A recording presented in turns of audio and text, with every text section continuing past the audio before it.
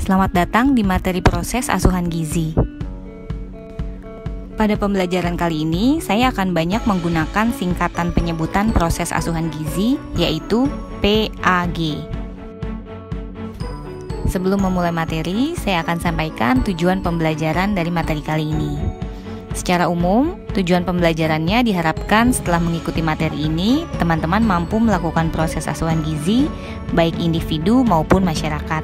Dan secara khusus, setelah mengikuti materi ini, teman-teman diharapkan mampu menjelaskan yang pertama, proses asuhan gizi, pengertiannya, kemudian kapan proses asuhan gizi dilaksanakan, sasaran proses asuhan gizi itu apa saja, dan mengapa menggunakan proses asuhan gizi, serta langkah dari proses asuhan gizi itu sendiri.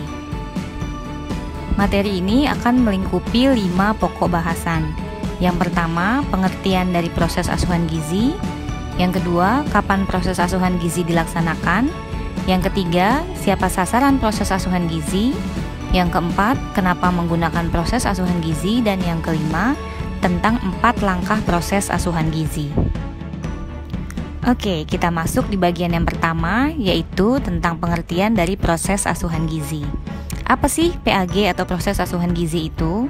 Jadi, PAG adalah suatu model pemecahan masalah yang sistematis dengan menggunakan cara berpikir kritisnya dalam membuat keputusan untuk menangani berbagai masalah yang berkaitan dengan gizi, sehingga dapat memberikan asuhan gizi yang aman, efektif, dan berkualitas. Dengan kata kunci yaitu bagaimana pemecahan masalah gizinya, bagaimana metodenya yang sistematis, cara berpikir kritis, dan pembuatan keputusan. Setelah kita tahu pengertian dari PAG, lalu kapan PAG itu dilaksanakan? PAG dilaksanakan berdasarkan sistem screening dan rujukan. Yang pertama, sistem screening, yaitu pada individu dengan melakukan penapisan terhadap pasien atau klien yang berisiko malnutrisi. Kemudian pada masyarakat dengan menetapkan prioritas masalah. PAG dilakukan pada masalah gizi yang prioritas pertama. Dalam menetapkan prioritas, nanti dapat dilakukan dengan melakukan analisis dulu, lalu merujuk kepada standar yang ada. Kemudian bagaimana dengan rujukan? Yang pertama, pada individu, rujukan dari klinik rawat jalan rumah sakit ke klinik gizi, dari posyandu ke puskesmas, dari klinik PTM atau KIA puskesmas ke klinik gizi, dan pada masyarakat bisa berdasarkan hasil musyawarah desa menetapkan masalah gizi dan kesehatan yang prioritas untuk ditangani. PAG adalah proses dan bahasa yang terstandar yang digunakan oleh tenaga kesehatan dalam melaksanakan pelayanan gizi. Teman-teman bisa lihat di slide, ada beberapa lingkaran dengan layer-layer. Jadi, lingkaran yang pertama atau yang terdalam menggambarkan hubungan pasien dengan tenaga gizi.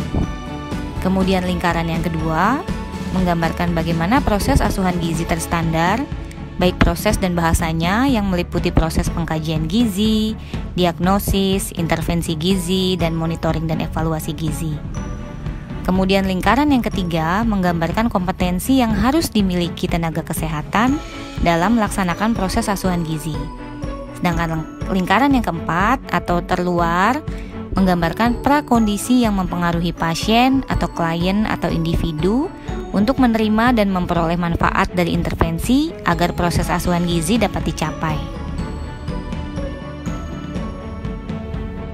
Selanjutnya, siapa sasaran PAG? Sasaran PAG adalah semua kelompok usia, baik dalam kondisi sehat maupun sakit, pada berbagai jenis klien seperti grup, populasi, masyarakat, keluarga, pengasuh, dan pasien atau individu. Kemudian PAG digunakan pada fasilitas pelayanan kesehatan, bisa berupa rumah sakit, klinik, pusat rehabilitasi, bahkan pusat kebugaran dan atlet maupun puskesmas. Setelah kita tahu apa itu PAG, siapa sasaran PAG, sekarang kita perlu tahu juga mengapa kita perlu menggunakan PAG. Yang pertama, kita perlu menggunakan PAG untuk membuat keputusan sehingga meningkatkan tingkat kinerja dietitian dengan menentukan diagnosis atau masalah gizi yang akan ditangani sampai monitoring dan evaluasi. Dari tingkat merespon menjadi tingkat menentukan. Kemudian yang kedua adalah untuk membantu praktisi dietetik mengelola asuhan gizi berbasis ilmiah dan menyeluruh atau nutrition evidence based. Yang ketiga, memudahkan pemahaman dan komunikasi antara profesi dietitian. Pelaksanaan proses asuhan gizi memerlukan keseragaman bahasa atau terminologi untuk berkomunikasi dan mendokumentasikan bagaimana pengkajian, diagnosa, intervensi, serta monitoring dan evaluasi, atau yang lebih sering dikenal dengan singkatan PDIME.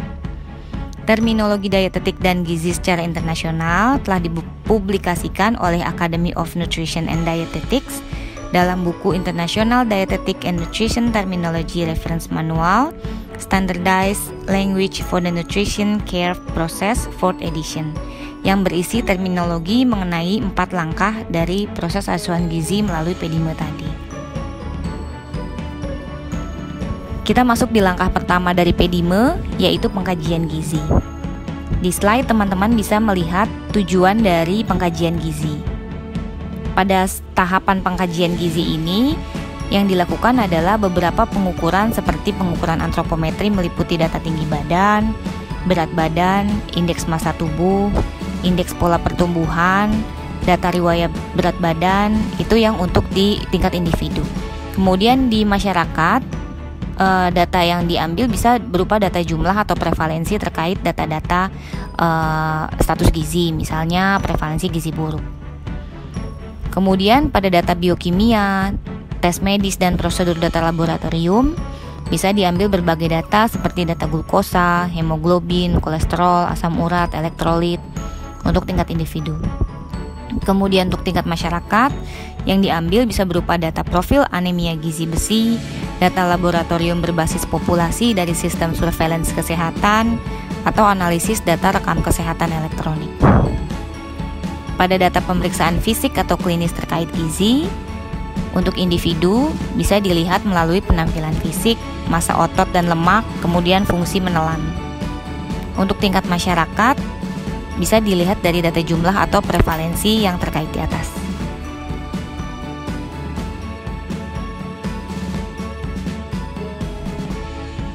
Oke, kita masuk pada bagian domain pengkajian gizi. Sebetulnya secara rinci nanti teman-teman bisa lihat di pedoman proses asuhan gizi yang diterbitkan oleh Direktorat Gizi tahun 2018. Nanti ada di dalam referensi pada materi ini. Jadi ada 5 domain pengkajian gizi yang meliputi pertama, riwayat gizi dan makanan, yang kedua, pengukuran antropometri, yang ketiga, data biokimia, tes medis dan prosedur, yang keempat, pemeriksaan fisik fokus gizi, yang kelima, riwayat klien. Domain ini digunakan untuk mengidentifikasi masalah, penyebab, tanda, dan gejala. Ini adalah sumber data pengkajian dalam proses asuhan gizi.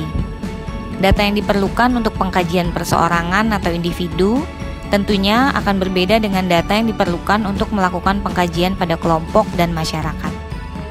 Bagaimana perbedaannya? Teman-teman bisa lihat di slide ini. Contoh dari perseorangan, kelompok, dan masyarakat.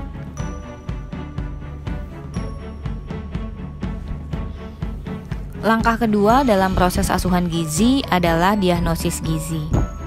Tujuan dari dilakukannya diagnosis gizi yaitu untuk mengidentifikasi dan menggambarkan masalah gizi spesifik yang dapat diatasi atau diperbaiki melalui intervensi gizi oleh seorang tenaga kesehatan. Diagnosis gizi tentunya berbeda dengan diagnosis medis. Sebagai contoh, diagnosis medis adalah dislipidemi.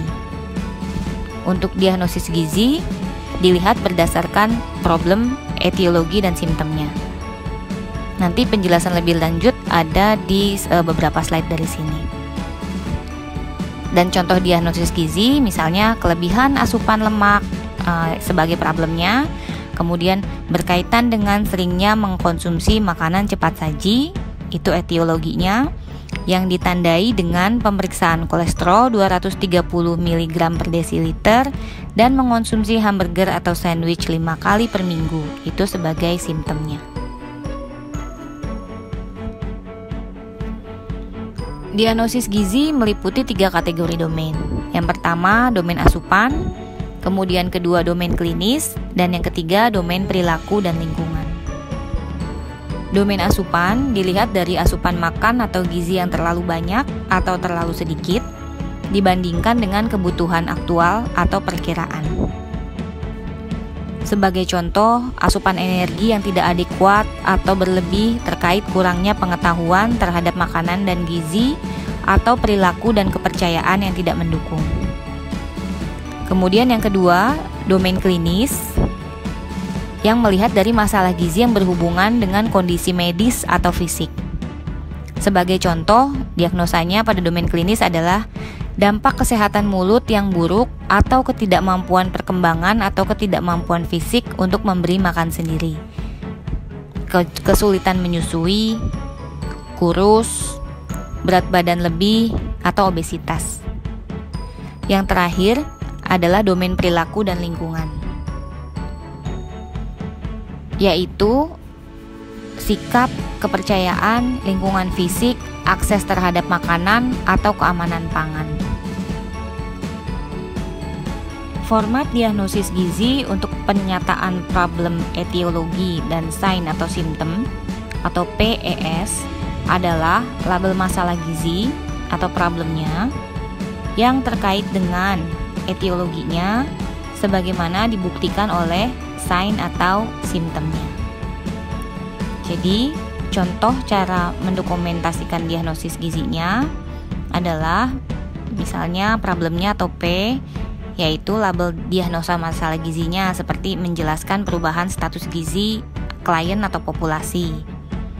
Kemudian di bagian etiologinya adalah penyebab etiologi atau faktor risiko yang berkaitan dengan label diagnosis gizi dengan kata-kata misalnya terkait contohnya kurangnya pengetahuan dan sebagainya. Kemudian untuk sign atau simptom atau tanda atau gejala, itu data yang digunakan untuk mengetahui bahwa klien atau populasi memiliki diagnosis gizi yang ditentukan. Terkait dengan etiologi dengan kata-kata yang dibuktikan oleh contohnya asupan makan kurang atau lebih seperti itu.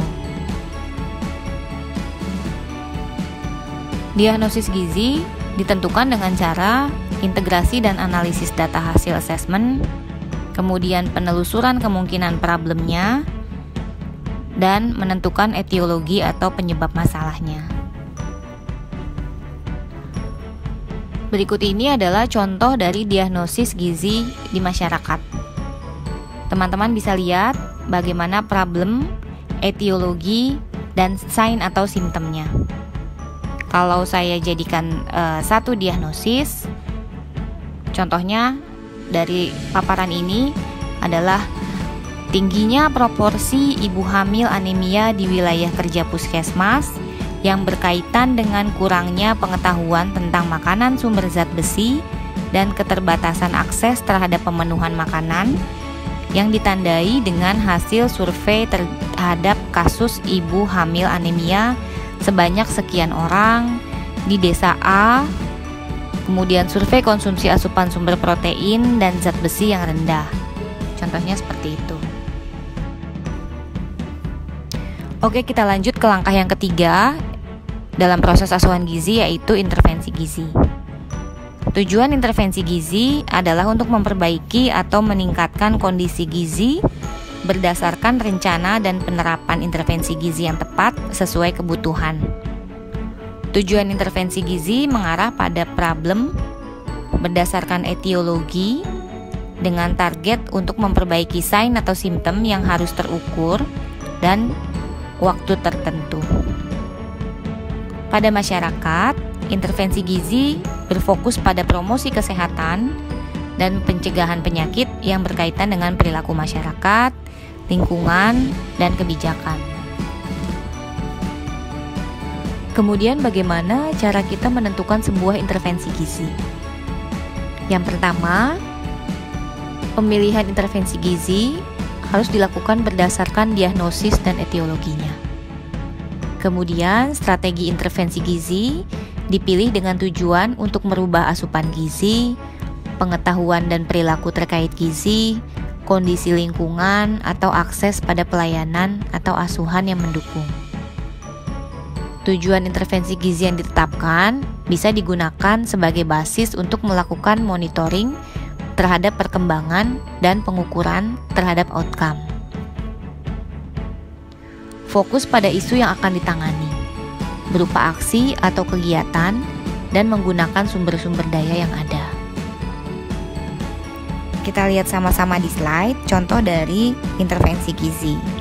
Kalau diagnosanya adalah kelebihan asupan karbohidrat karena kurangnya pengetahuan mengenai asupan karbohidrat yang sesuai, yang ditandai dengan asupan karbohidrat 120% dari kebutuhan, hiperglikemi dengan gula darah puasa 200 mg per desiliter, dan seterusnya. Kemudian intervensi apa yang dilakukan?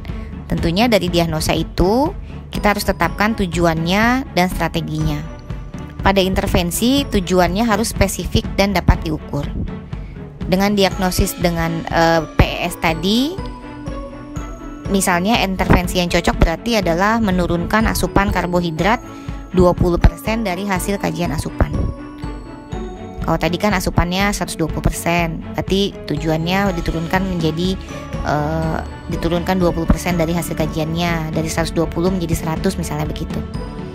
Kemudian strateginya melalui edukasi gizi tentang jumlah, jenis, dan waktu makan sumber karbohidratnya. Kemudian rencana monitoring dan evaluasinya akan dilihat berdasarkan asupan makan dan kadar gula darah puasa serta penilaian laboratorium lainnya. Intervensi gizi dikategorikan menjadi 5 bagian. Yang pertama, pemberian makanan dan zat gizi pada individu. Pada contoh pemberian makanan, misalnya berupa preskripsi diet, yaitu pernyataan singkat mengenai anjuran asupan energi atau zat gizi atau makanan tertentu untuk pasien secara individual berdasarkan standar rujukan, pedoman, kondisi pasien, dan diagnosa gizi. Untuk penetapan preskripsi diet ini bisa dilakukan melalui pelayanan gizi rawat inap di puskesmas rawat inap misalnya.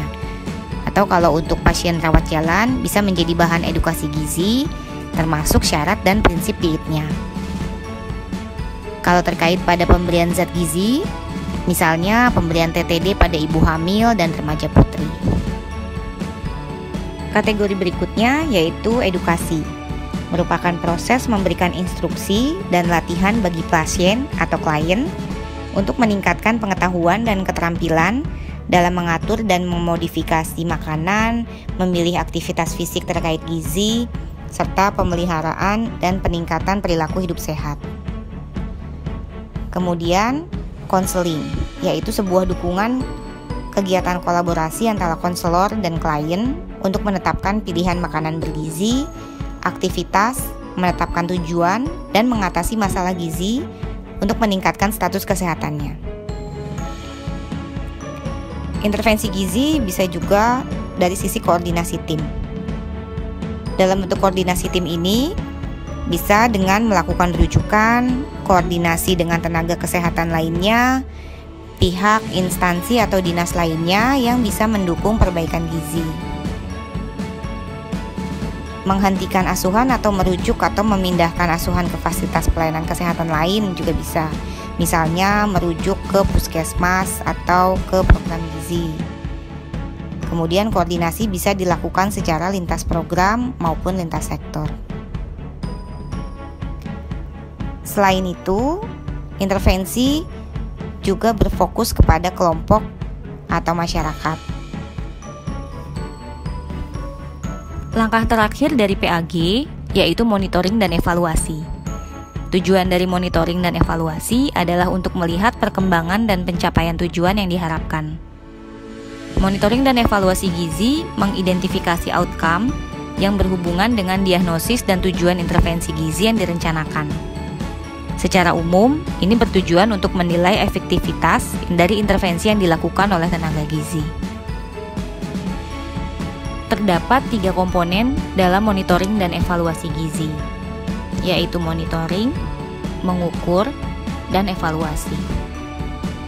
Monitoring dimaksudkan untuk melihat tanda-tanda yang dipengaruhi oleh intervensi gizi.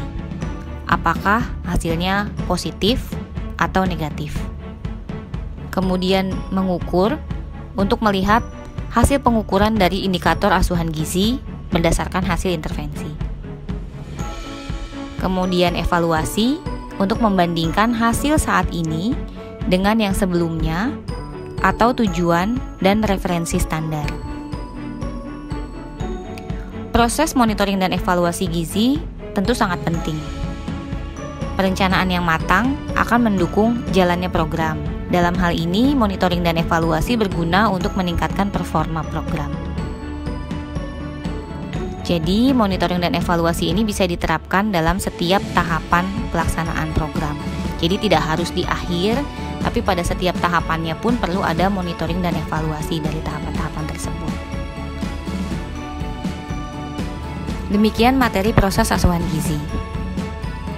Mudah-mudahan terbayang ya sama teman-teman dari 4 langkah tadi, mulai dari pengkajian, diagnosis, intervensi, serta monitoring dan evaluasi, baik individu maupun masyarakat. Kita bisa tarik kesimpulan sama-sama dari seluruh rangkaian materi tadi bahwa proses asuhan gizi atau PAG merupakan metode pemecahan masalah gizi menggunakan cara berpikir kritis dengan proses dan bahasa yang terstandar. Kemudian proses asuhan gizi ini meliputi pengkajian gizi, diagnosis gizi, intervensi gizi, serta monitoring dan evaluasi gizi. Atau mungkin teman-teman bisa singkat juga dengan singkatan PDIME. Fokus PAG pada puskesmas yaitu untuk pencegahan penyakit dan promosi kesehatan. Kata kunci dari proses asuhan gizi ini adalah masyarakat, kebijakan, dan program sebagai fokus dari gizi masyarakat. Implementasi dari proses asuhan gizi adalah menghasilkan perubahan pengetahuan, sikap, perilaku, akses dan lingkungan individu dan masyarakat dengan outcome peningkatan dan pemeliharaan status gizi yang optimal.